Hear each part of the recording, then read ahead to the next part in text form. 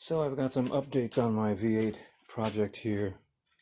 In one of my earlier videos I showed that I had wired the fuel pump backwards, the high pressure pump backwards, and as it turned out, because it was forcing fuel back into the stock pump below, it ruptured the diaphragm. So I ended up replacing the fuel pump below to take care of that problem.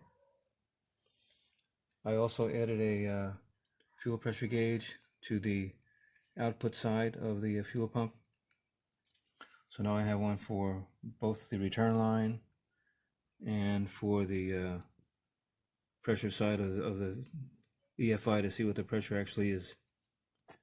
The other change I made, because the engine was constantly getting hotter, the old radiator hose used to come out a 90-degree and used to go up over the diaphragm here and make its way back down to the radiator. So there was a really big hump in here, and I believe it was a good place to catch to trap an air bubble. So I reconfigured the upper radiator hose with a 45-degree angle thermostat housing, and now the hose setup is much more straightforward and almost even with the radiator.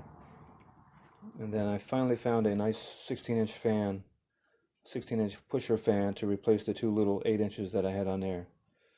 So it's 80 degrees today outside, so I thought today would be a good day to start it up and see if the cooling system is going to work the way it should. Okay, so let's start it up and see what happens.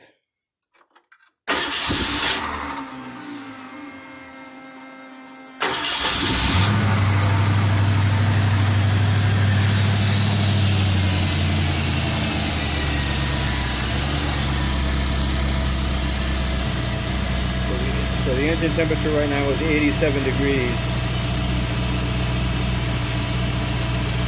88. So once that gets to 160, well, actually once it gets to 185, that's when the fan should go on.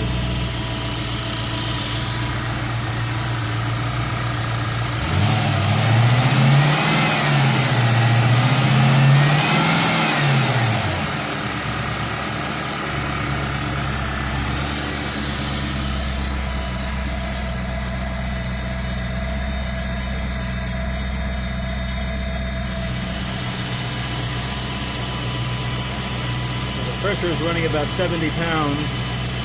It's supposed to be between 58 and 60. So that's something I'm going to have to deal with down the road. The return line is only showing about 2.5 pounds or so of back pressure. That's not really that much. Temperature is climbing, 122.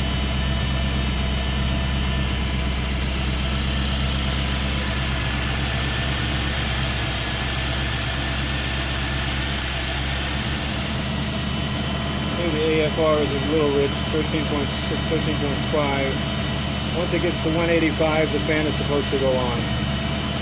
And let's see what happens from there.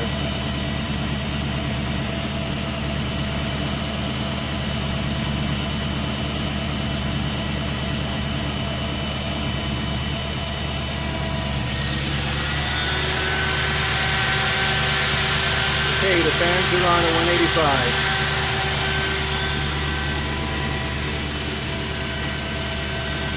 See what happens temperature-wise.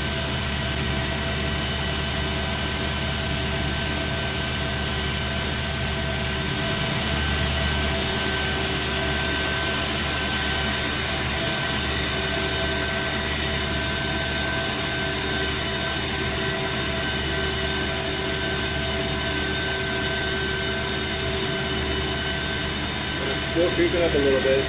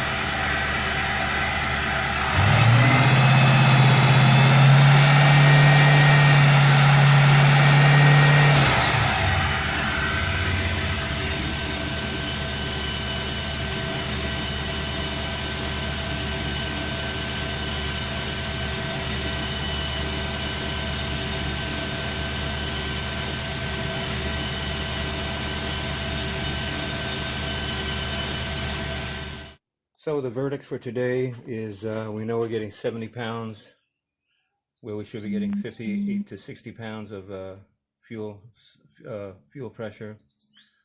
And the cooling system seems to be working a little bit better with the hose configuration and the bigger fan. Even though the temperature creeped up to 200 degrees, I noticed that when I race the engine, the temperature starts to come back down again. So I believe what I need to do is get a high volume water pump for this thing, because they say with a dual pass radiator you should use a high volume water pump, and this just has a standard water pump in there. So that might be my next issue, but